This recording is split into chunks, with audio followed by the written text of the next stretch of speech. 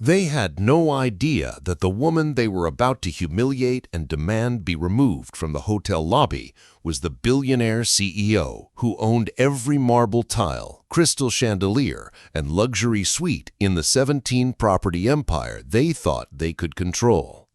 When Aisha Carter sat down in her own Horizon Grand Hotel, dressed casually for a secret ambiance audit, she triggered a chain of discrimination so devastating that it would end with VIP guests being permanently banned worldwide and an employee morale test that changed an entire industry.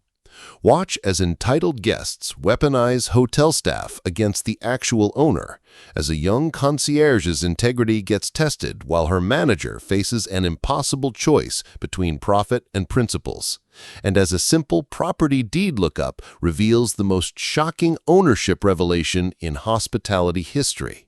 But this isn't just about one CEO's strategic response to workplace discrimination. This is about how moral courage gets rewarded in the real world, how individual moments of prejudice can spark industry-wide transformation, and how choosing conscience over convenience can literally change your career overnight. You're about to witness what happens when assumptions about who belongs where meet the reality of who actually owns the building, when institutional values get tested under pressure, and when patient leadership transforms harassment into systematic accountability. Stay until the end to see how this single evening of discrimination became a blueprint for hospitality excellence that's now taught in business schools worldwide. They had no idea that the woman they were about to harass and humiliate in the hotel lobby was the billionaire CEO who owned every marble tile, crystal chandelier, and luxury suite in the building. Aisha Carter adjusted her simple black t-shirt as she settled into a plush armchair in the grand lobby of the Horizon Grand Hotel, her laptop open on the mahogany side table beside her. To anyone watching, she looked like just another guest taking advantage of the complimentary Wi-Fi, perhaps a budget traveler stretching her vacation dollars by working in the luxurious common areas rather than paying for expensive business services. But the truth was far more extraordinary. Aisha was conducting what she privately called an ambiance audit, a strategy she had developed over her 15 years of building Horizon Hospitality Group from a single struggling motel into a global luxury chain worth over $3 billion. She had learned early in her career that the real character of a business revealed itself not in the boardroom presentations or quarterly reports, but in the quiet moments when no one thought the boss was watching. Dressed down deliberately in jeans and a t-shirt, with her hair pulled back in a simple ponytail and her expensive jewelry left at home, Aisha was testing something far more valuable than any financial metric: whether the culture of respect and inclusion she had fought to build was actually being practiced by her employees when they thought no one of importance was watching. The lobby around her was a masterpiece of contemporary elegance, featuring soaring ceilings, imported Italian marble floors, and carefully curated art pieces that spoke to the sophisticated tastes of international travelers and business executives. Every detail had been personally approved by Aisha, from the ambient lighting that created warmth without overwhelming the space to the comfortable seating arrangements that encouraged both intimate conversations and productive work sessions. But furniture and decor were easy to control. Human behavior was infinitely more complex, and that's what brought Aisha here on this unannounced Thursday afternoon. She wanted to observe how her staff treated guests who didn't appear to have obvious wealth or status, because she understood that true luxury hospitality meant making every person feel valued and respected, regardless of their appearance or perceived economic status. This philosophy wasn't just good business practice. It was deeply personal for Aisha. She remembered the sting of being dismissed and ignored during her early traveling days as a young entrepreneur, when her modest appearance had led hotel staff to treat her as if she were somehow taking up space she hadn't earned. Those experiences had shaped her vision for Horizon Hospitality, a place where respect was the foundation of service, not an amenity reserved for those who could afford the presidential suite. As she typed quietly on her laptop, occasionally glancing up to observe the interactions between staff and guests, Aisha felt a familiar mixture of pride and vigilance. The lobby buzzed with the refined energy of international business travelers, families beginning their vacations, and the quiet efficiency of staff members who moved through the space with practiced professionalism. Every few minutes, she would make notes in what appeared to be a work document, but was actually her observations about employee behavior, guest interactions, and the subtle dynamics that revealed whether her values were being lived or merely posted in employee handbooks. She watched a young concierge help an elderly guest with directions, a front desk clerk patiently explaining amenities to a family with young children, and a maintenance worker who apologized graciously when his equipment cart briefly blocked a guest's path. These were the moments that mattered to Aisha, the small interactions that either built trust and loyalty or created the kind of negative experiences that guests remembered long after they'd forgotten the thread count of their sheets or the quality of the room service food. What she didn't know was that her carefully planned anonymity was about to be shattered by the exact kind of behavior she had spent her career working to eliminate, and that the next hour would test every principle she had built her company on. If you believe that respect should be given to every person, regardless of how they look or what they're wearing, hit that like button right now. Share this story with someone who understands that true class has nothing to do with designer clothes and everything to do with how you treat others. Subscribe, because you're about to witness what happens when entitlement meets accountability. And trust me, you don't want to miss the moment when assumptions about worth collide with the reality of who actually owns the building. Right at that moment, as Aisha sat quietly observing the harmonious operation she had worked years to create, the exact kind of toxic entitlement she had spent her career fighting walked through the polished brass doors of her hotel. Richard and Catherine Hamilton swept into the lobby with the kind of theatrical entrance that suggested they viewed every public space as a stage, designed specifically for their performance, their designer luggage trailing behind them like props in an elaborate production about wealth and superiority. Catherine Hamilton, draped in what was clearly several $1,000s worth of couture clothing and accessories, surveyed the lobby with the calculating gaze of someone who measured her own worth by her ability to exclude others.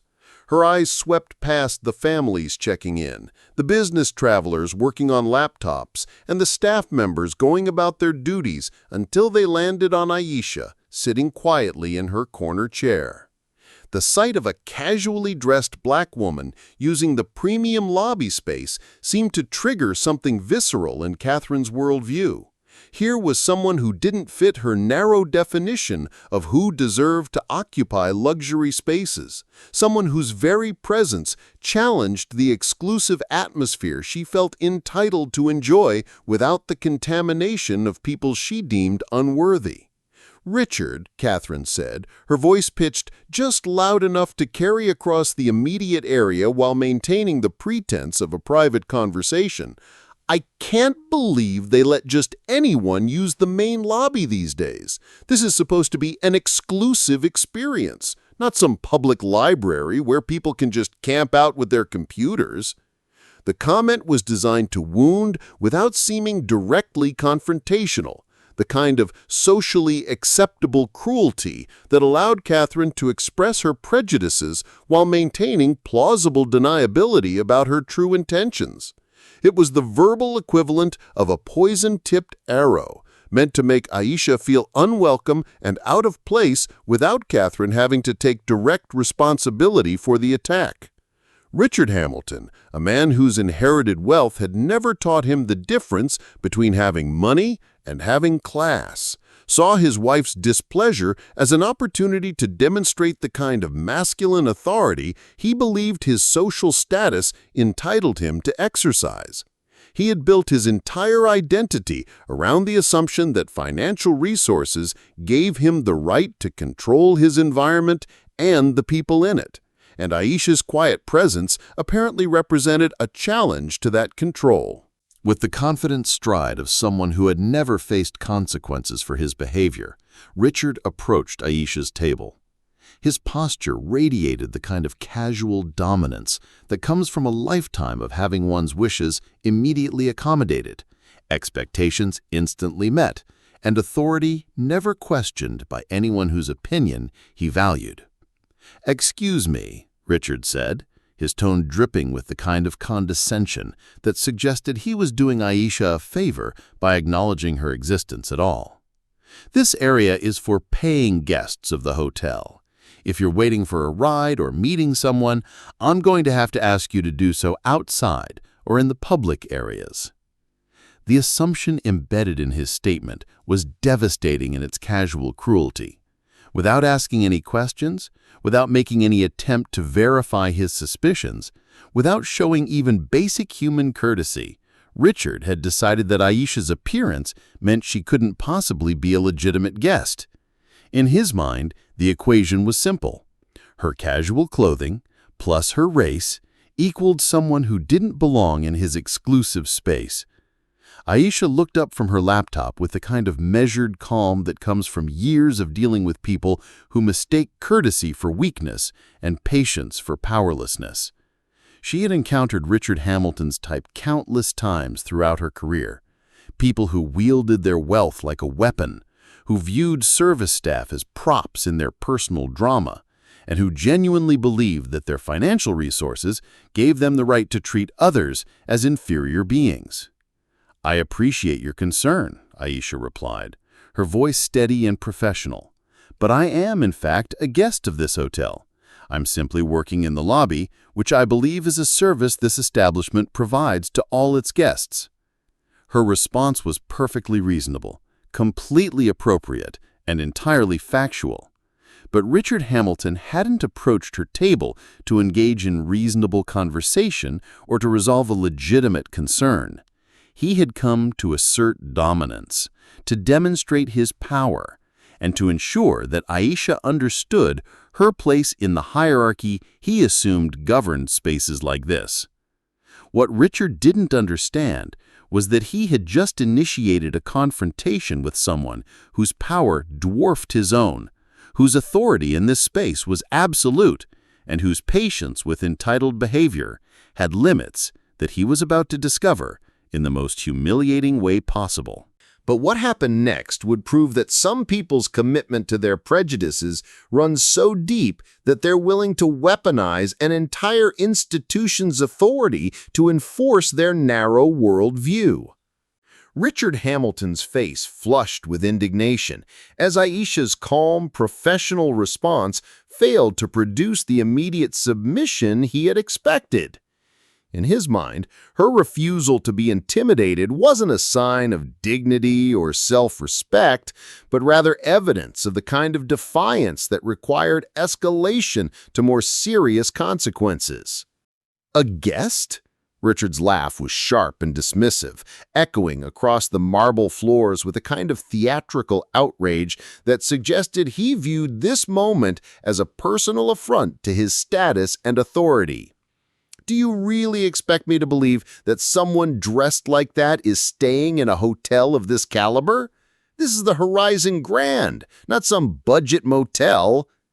The casual cruelty of his statement hung in the air like toxic smoke, revealing not just his prejudices, but his fundamental misunderstanding of what luxury hospitality actually meant. Richard had confused expensive surroundings with exclusive access, had mistaken premium amenities for permission to exclude anyone who didn't match his narrow expectations of who deserved to enjoy them. But Richard wasn't content with verbal intimidation. He had learned throughout his privileged life that when personal authority failed to achieve the desired results, institutional authority could be summoned to enforce compliance. He turned toward the front desk with the confident stride of someone accustomed to having his complaints immediately validated and his demands instantly met. "Gregory," Richard called out, his voice carrying the imperious tone of someone summoning a servant rather than requesting assistance from a professional. "Gregory Vance, I need you here immediately. We have a situation that requires management intervention." Gregory Vance, the hotel's general manager, appeared with the kind of practiced urgency that came from 5 years of managing the delicate egos and demanding expectations of high-end clientele. At 43, Gregory had built his career on his ability to navigate the complex social dynamics of luxury hospitality, smoothing over conflicts and ensuring that every guest felt their concerns were being taken seriously and addressed appropriately. But as Gregory approached the confrontation, he could feel the familiar knot of anxiety that came with situations where competing interests and conflicting personalities created no-win scenarios.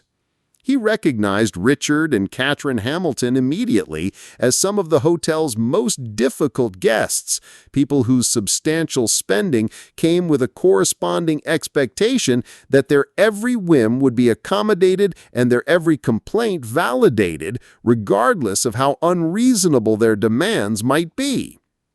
"Gregory," Richard announced with the kind of theatrical authority that suggested he was calling a courtroom to order, "we have someone here who is clearly loitering in our lobby, disturbing the peaceful atmosphere that paying guests expect to enjoy. I want her removed from the premises immediately." The demand placed Gregory in exactly the kind of impossible position that made hotel management one of the most challenging careers in hospitality. On one side stood the Hamiltons, guests whose expensive tastes and frequent stays generated significant revenue for the hotel, but whose entitled behavior and discriminatory attitudes created constant tension with staff and other guests.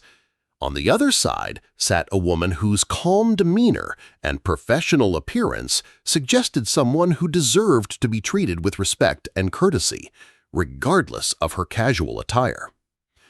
Gregory's training told him to verify facts before taking action, to ask questions before making assumptions, and to treat every guest with equal dignity regardless of their appearance or perceived social status.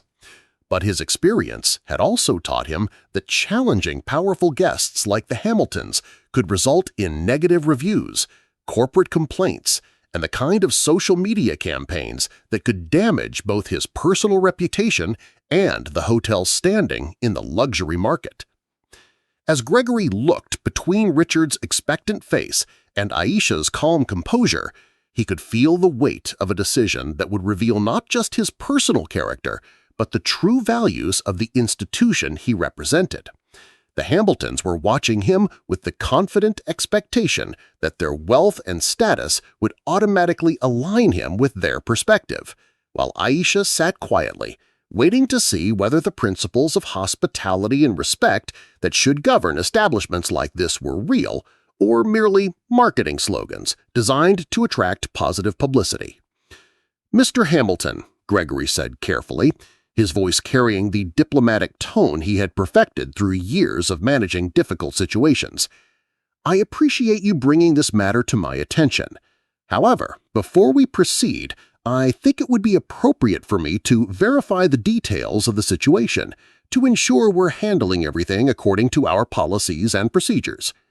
The response was professional, reasonable, and completely appropriate for the circumstances, but it wasn't the immediate validation and compliance that Richard had expected, and the hesitation in Gregory's approach would prove to be the first crack in what the Hamiltons had assumed would be their automatic victory.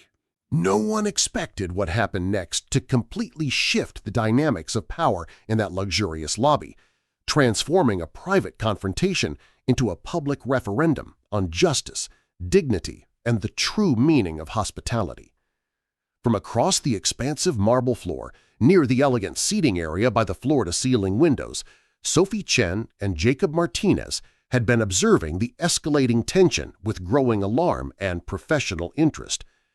Sophie and Jacob were travel bloggers who had built a substantial following by documenting not just the luxury amenities and beautiful locations they visited, but also the human stories and cultural dynamics that revealed the true character of the places they explored. Their cameras were never far from reach, and their instincts for recognizing significant moments had been finely tuned through years of capturing authentic experiences for their engaged audience. What they were witnessing in the Horizon Grand lobby wasn't just a customer service dispute. This was a real-time demonstration of how prejudice and entitlement operated in elite spaces, and they understood immediately that documenting this interaction could serve as powerful evidence of discrimination that might otherwise be dismissed or denied. Sophie discreetly activated her phone's recording function, angling it to capture both the Hamiltons' aggressive behavior and Aisha's dignified responses.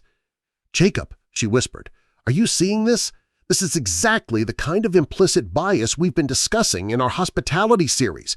That woman is doing absolutely nothing wrong, and they're treating her like she's committed some kind of crime." As the confrontation continued and Gregory found himself increasingly pressured to choose sides, Sophie's sense of justice overrode her preference for remaining an objective observer. "She's not bothering anyone," Sophie called out, her voice carrying clearly across the lobby. "You're the ones causing a scene and disturbing the peace. That woman has been sitting quietly, working on her computer, while you've been loud and aggressive from the moment you walked in here." Her intervention sent ripples of tension through the immediate area. Other guests began to turn their attention toward the confrontation, some pulling out their own phones to record what was clearly becoming a significant incident. The lobby, which had been a peaceful haven of refined hospitality just minutes before, was now charged with the electric energy of a moral conflict playing out in real time. Jacob joined his partner's defense, his voice steady and authoritative. "This is discrimination, plain and simple. She's dressed casually, yes, but so are half the guests in this lobby.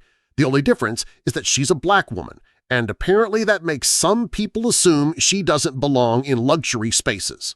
The public support clearly rattled Richard Hamilton, who had expected his complaint to be handled quietly and efficiently, with immediate validation of his assumptions and rapid removal of the person he deemed unworthy. Instead, he found himself facing a growing chorus of opposition from witnesses who were not only supporting Aisha, but actively documenting his behavior for potential public exposure. Elena Ruiz, the young concierge who had been watching the situation unfold from behind the guest services desk, felt her stomach tighten with anxiety and moral conflict. At 26, Elena had been working at the Horizon Grand for just 8 months, but she had already learned to recognize the difference between legitimate guest concerns and the entitled demands of people who use their wealth as a weapon against those they perceived as inferior. Elena had grown up in a working-class family where respect was earned through character and kindness, not purchased through luxury goods and social status. Watching the Hamiltons attack Aisha's right to exist peacefully in the lobby space triggered every instinct Elena had about fairness, dignity, and the kind of hospitality that actually served guests rather than simply accommodating the prejudices of those who could afford premium prices. But Elena also understood the precarious nature of her position. The hospitality industry ran on the principle that the customer was always right even when they were clearly wrong, and challenging wealthy guests like the Hamiltons could result in complaints to management, negative reviews, and potential job loss in an industry where reputation and references were crucial for career advancement. Gregory, meanwhile, found himself facing not just the Hamiltons' demands, but a growing audience of witnesses whose phones were capturing every word, every gesture, and every decision he made. The pressure was mounting from multiple directions.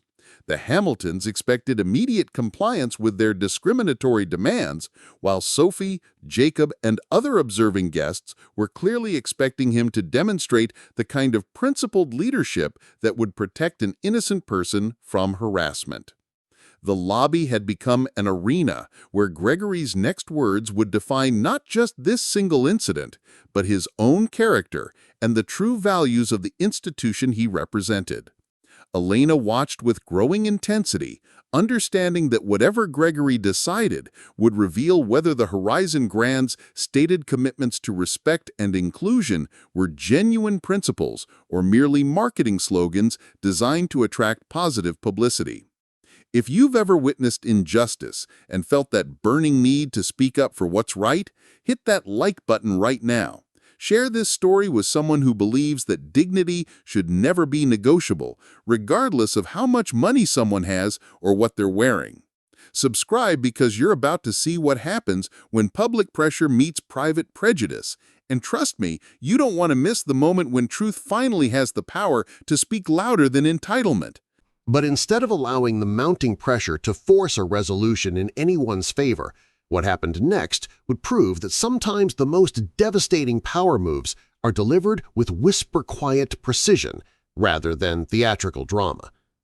Gregory Vance found himself standing at the epicenter of a situation that had spiraled far beyond a simple customer service dispute and had become a public examination of character, principles, and institutional values, all playing out under the unforgiving gaze of multiple recording devices and an increasingly engaged audience.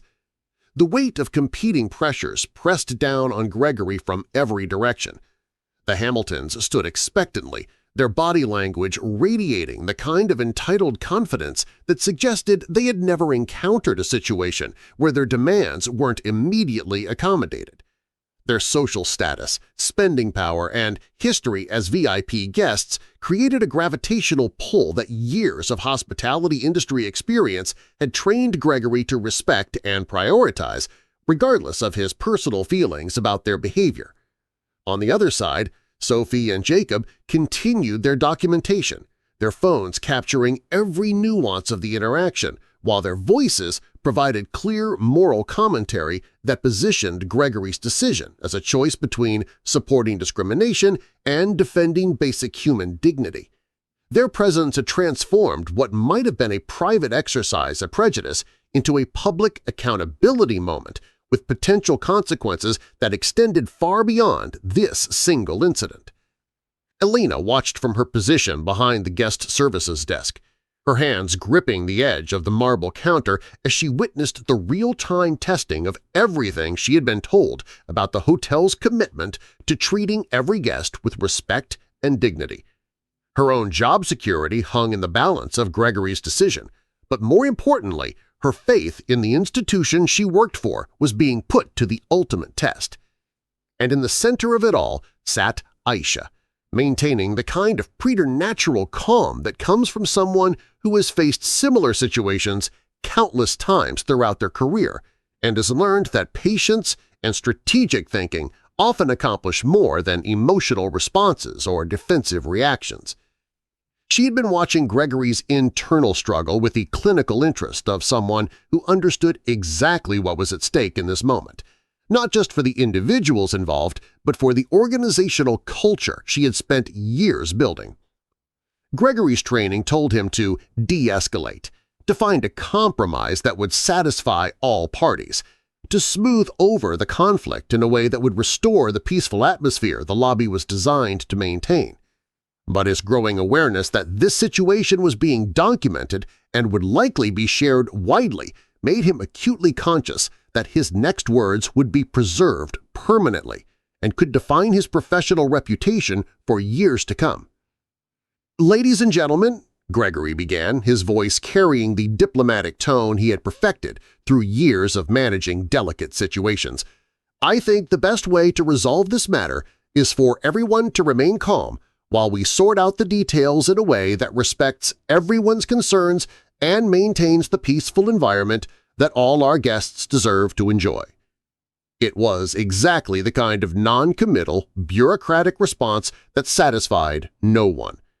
The Hamiltons wanted immediate validation and action, while Sophie and Jacob and the other observers wanted to see clear support for the woman who was obviously being discriminated against based on nothing more than assumptions about her appearance and perceived social status. But Gregory's attempt at diplomatic neutrality revealed something crucial about his character and his priorities. Rather than standing firmly for the principles of respect and inclusion that the Horizon brand claimed to champion, he was choosing the path of least resistance, hoping to navigate between competing pressures without taking a moral stance that might create professional consequences for him personally. "Mr. Vance," Aisha said quietly, her voice carrying just far enough to reach Gregory's ears while remaining private enough that the surrounding crowd couldn't hear her exact words. The way she used his name, with the kind of familiarity that suggested knowledge of his position and background, caused Gregory to pause and focus his attention entirely on her. There was something in her tone that commanded attention in a way that was completely different from the demanding authority of guests like the Hamiltons. This wasn't entitlement or aggression. This was something far more substantial. The quiet confidence of someone who possessed information that could fundamentally alter the dynamics of the entire situation. "Before you continue down this path," Aisha said, her words measured and deliberate, "I suggest you take a moment to access your terminal and look up some very specific information that might inform your decision-making process." She paused, allowing her words to sink in while Gregory processed the unexpected direction the conversation was taking. "I want you to look up the name on the actual property deed for this building," Aisha continued, her voice remaining steady and professional. "Not the management company that operates the hotel, not the corporate entity that handles day-to-day operations, but the actual legal owner of the physical property we're all standing on right now." The request was so specific and unexpected that Gregory found himself staring at Aisha with growing confusion and curiosity. Guest complaints typically focused on service issues, room amenities, or staff behavior. They didn't usually involve requests for property ownership research or legal documentation reviews. The precision of her request suggested someone with intimate knowledge of corporate structures and property ownership arrangements that most hotel guests would never have reason to understand. Elena, who had been straining to hear the conversation from her position behind the desk, caught enough of Aisha's words to understand that something significant was happening. The mention of property deeds and ownership documentation triggered a memory of her orientation training, during which she had been briefly informed about the hotel's ownership structure and the importance of understanding the chain of command that ultimately governed their operations. Gregory hesitated, his mind racing as he tried to process the implications of what Aisha was requesting. Looking up property ownership information was unusual enough that it suggested she had specific knowledge that would make such a search relevant and potentially revelatory.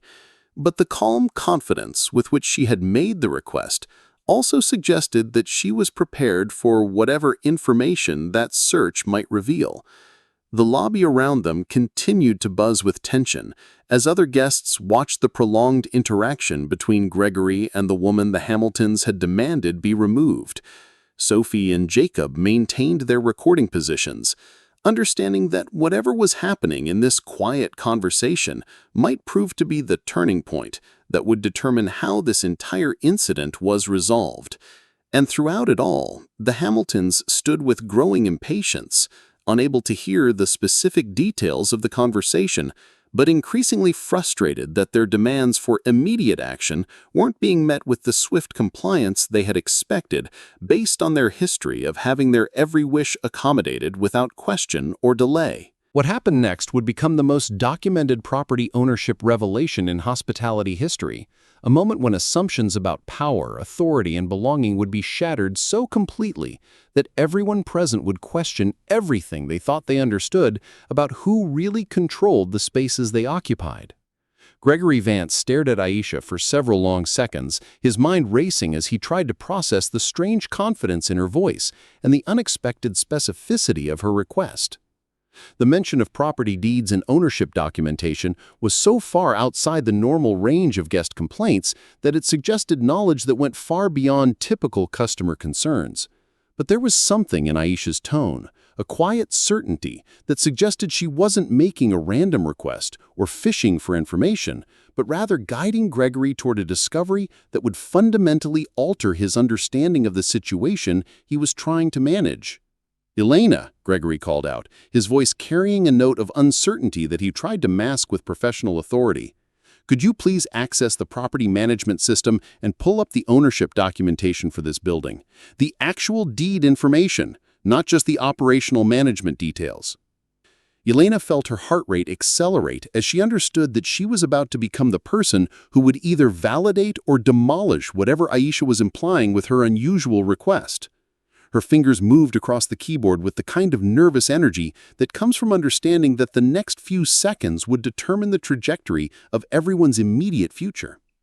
The computer screen flickered as Elena navigated through multiple layers of corporate documentation, past the standard operational information that covered day-to-day hotel management, beyond the corporate partnership details that outlined management responsibilities, and deeper into the legal framework that determined actual ownership and control of the physical property. The Hamiltons watched this unexpected technological investigation with growing impatience and confusion. They had expected their complaint to result in immediate action, swift removal of the person they deemed unworthy, and rapid restoration of the exclusive atmosphere they felt entitled to enjoy. Instead, they found themselves witnessing what appeared to be an elaborate administrative exercise that had nothing to do with their demands for immediate satisfaction. "What is this nonsense?" Richard Hamilton demanded, his voice carrying the sharp edge of someone whose expectations of instant gratification were being frustrated by what seemed like unnecessary bureaucratic procedures. "Why are we consulting property records when the solution is obvious? Remove the loiterer and restore order to this lobby." But Gregory ignored Richard's impatience, his attention focused entirely on Elena's computer screen as she continued her search through the corporate documentation. Something about Aisha's calm confidence and the precision of her request had triggered his professional instincts, suggesting that this unexpected turn in the conversation would prove to be more significant than Richard's demands for immediate compliance. Elena's eyes widened as the ownership information finally appeared on her screen, the legal documentation displaying details that caused her to blink several times in disbelief before she could process what she was seeing.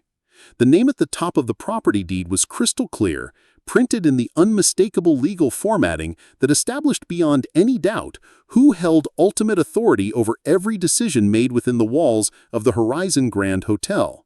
"Mr. Vance," Elena said, her voice barely above a whisper as she gestured for Gregory to approach her workstation.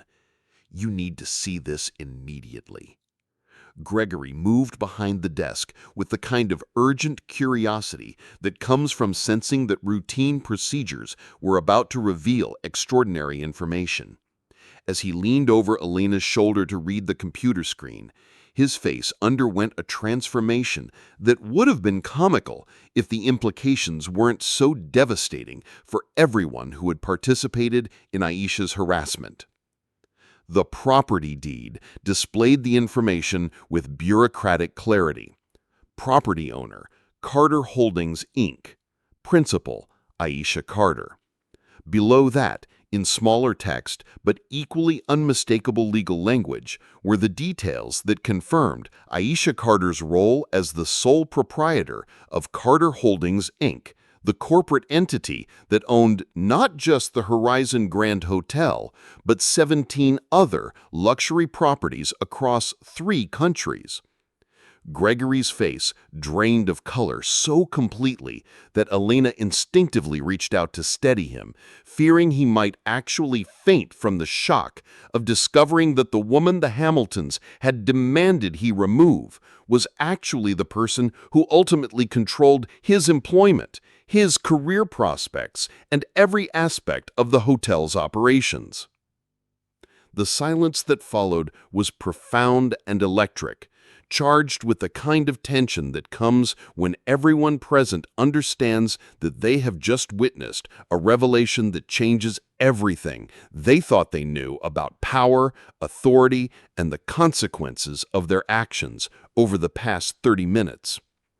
Elena turned her computer screen toward the small crowd that had gathered around the front desk. ensuring that the Hamiltons, Sophie, Jacob, and the other witnessing guests could see the undeniable legal documentation that established Aisha Carter as the ultimate authority in the space where they had all been demanding her removal. "Oh my God," Elena whispered, her voice carrying clearly across the marble lobby. "She's not just a guest, she's the owner. She owns everything, the entire hotel, the company, all of it." The words hit the gathered crowd like successive waves of a tsunami, each revelation more devastating than the last. Catherine Hamilton's hand flew to her mouth in horror as she processed the magnitude of what they had just learned.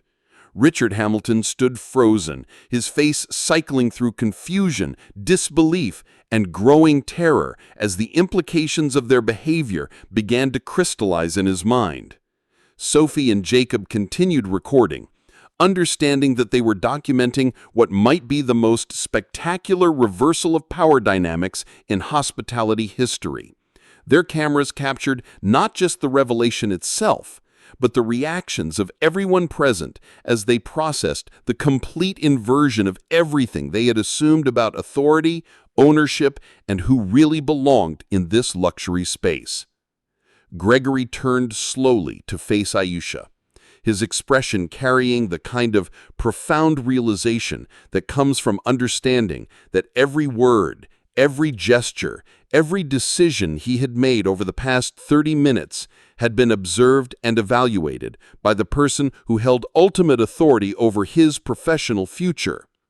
The woman who had been sitting quietly, enduring accusations and demands for her removal, was revealed to be the person whose vision had created the hotel, whose standards determined its operations, and whose judgment would now determine the consequences for everyone who had participated in her systematic harassment.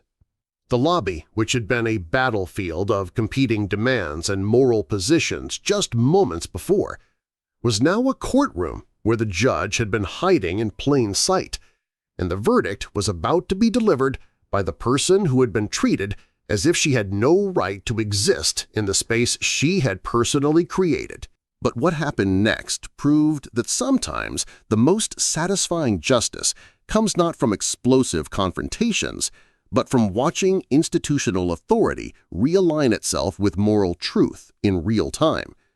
Gregory Vance's transformation was immediate and complete, his entire demeanor shifting from nervous diplomacy to unwavering professional authority as the full implications of the property deed revelation crystallized in his mind.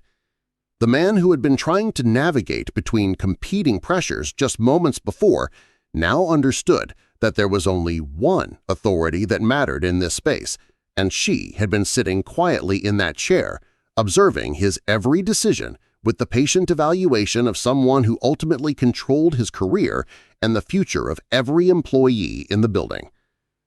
Gregory turned to face the Hamiltons with the kind of steely resolve that comes from absolute moral clarity backed by unquestionable institutional power. His voice, when he spoke, carried none of the diplomatic hesitation that had characterized his earlier attempts to manage the situation through compromise and conflict avoidance. "Mr. and Mrs. Hamilton," Gregory announced, his words cutting through the shocked silence of the lobby with professional authority that brooked no discussion. "It seems there has been a grave misunderstanding about the nature of this situation and the identity of the person you have spent the last 30 minutes systematically harassing." The Hamiltons stared at Gregory in confusion and growing alarm as they processed the dramatic shift in his tone and demeanor. The subservient hotel manager who had been carefully considering their demands just minutes before had been replaced with someone who spoke with the confident authority of institutional backing and moral certainty. "The woman you have just accused of loitering demanded be removed and treated with inexcusable disrespect," Gregory continued, his voice growing stronger with each word, "is Ms. Aisha Carter, the founder and owner of Horizon Hospitality Group, which includes this hotel and 16 other luxury properties worldwide." The words landed like physical blows on Richard and Catherine Hamilton, who stood frozen as the magnitude of their error crashed over them in successive waves of horror and disbelief. The person they had dismissed as unworthy of sharing their exclusive space was revealed to be the individual who controlled every aspect of that space, from the marble under their feet to the chandelier above their heads. As you have egregiously violated our guest code of conduct through your discriminatory behavior, harassment of another guest, and attempts to weaponize hotel staff to enforce your personal prejudices," Gregory stated with the kind of finality that comes from absolute institutional authority, "I must ask you to leave the premises immediately." Richard Hamilton's face flushed red with indignation and desperate defiance. "This is ridiculous. We are platinum-level VIP guests. We've spent thousands of dollars at this hotel. You cannot treat us like common criminals over some misunderstanding." But Gregory's response was swift and devastating. "Mr. Hamilton, your financial contributions to this establishment do not grant you the right to discriminate against other guests or to create hostile environments for people you deem unworthy of basic respect.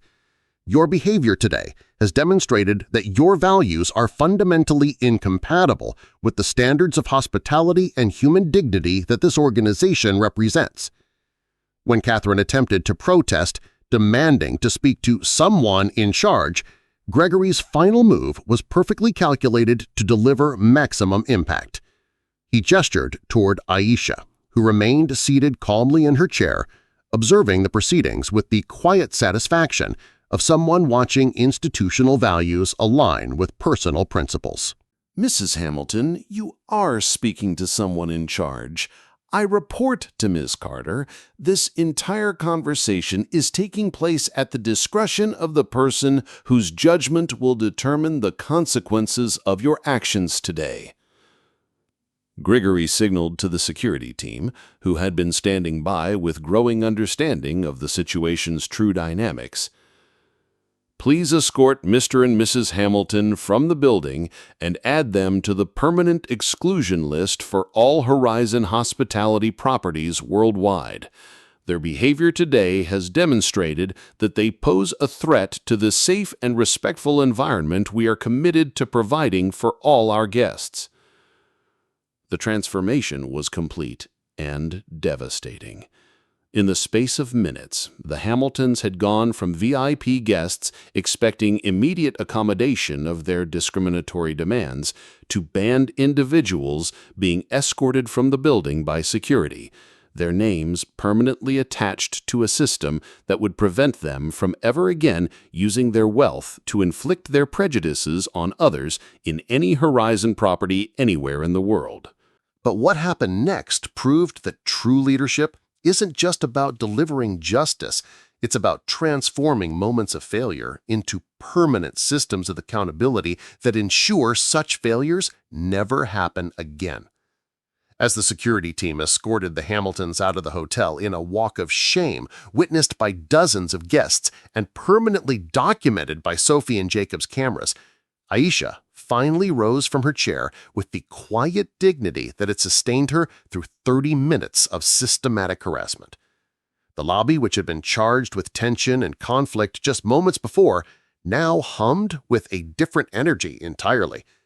Staff members throughout the space had witnessed not just the dramatic reversal of power, but a masterclass in how institutional values should be defended when they come under attack from entitled customers who mistake spending power for moral authority.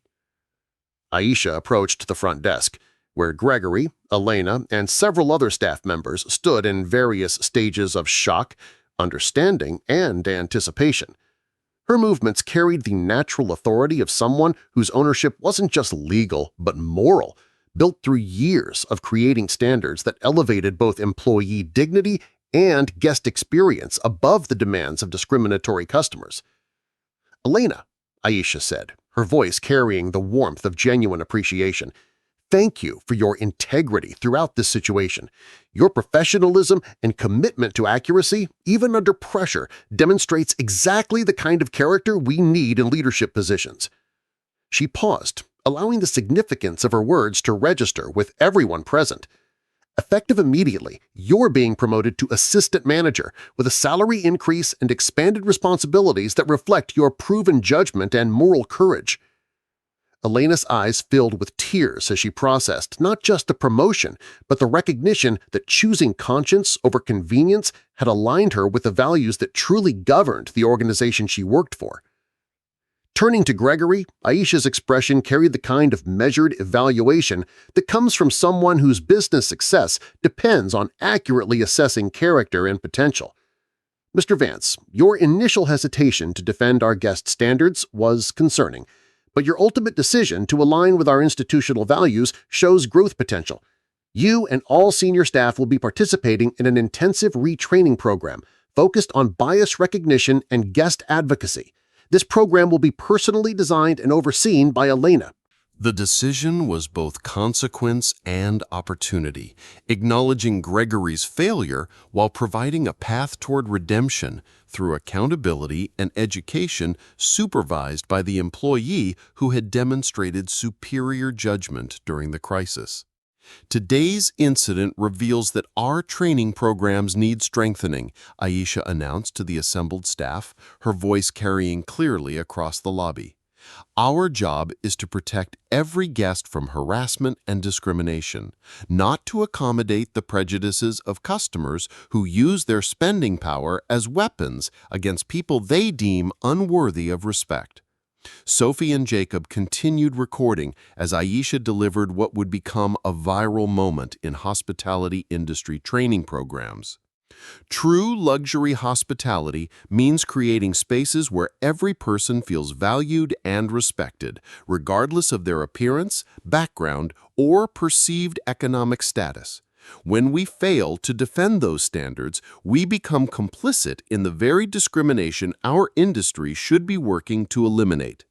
The message resonated throughout the lobby as staff members, guests, and online viewers who would later watch Sophie and Jacob's documentation understood they were witnessing the articulation of values that extended far beyond a single hotel chain. Within weeks, the incident would spark industry-wide conversations about bias training, customer behavior standards, and the responsibility of hospitality businesses to protect all guests from discrimination. Aisha's response became a case study in moral leadership, demonstrating how individual moments of prejudice could be transformed into permanent systems of accountability and inclusion.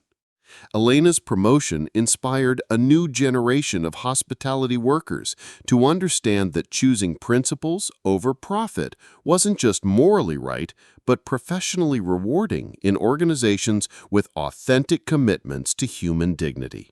The lobby where discrimination had been attempted became a symbol of transformation, proving that patient leadership and strategic accountability could create lasting change that extended far beyond any single incident. Aisha Carter proved that the most powerful response to workplace discrimination isn't anger, it's strategic transformation. By staying calm during harassment at her own hotel, she turned individual prejudice into industry-wide change, rewarded employee integrity with promotion, and created lasting accountability systems. True leadership means using every challenge to build something better for everyone who comes after you. If you believe moral courage should be rewarded and discrimination should have real consequences, like this video and subscribe for more stories where integrity meets opportunity and doing the right thing literally changes careers.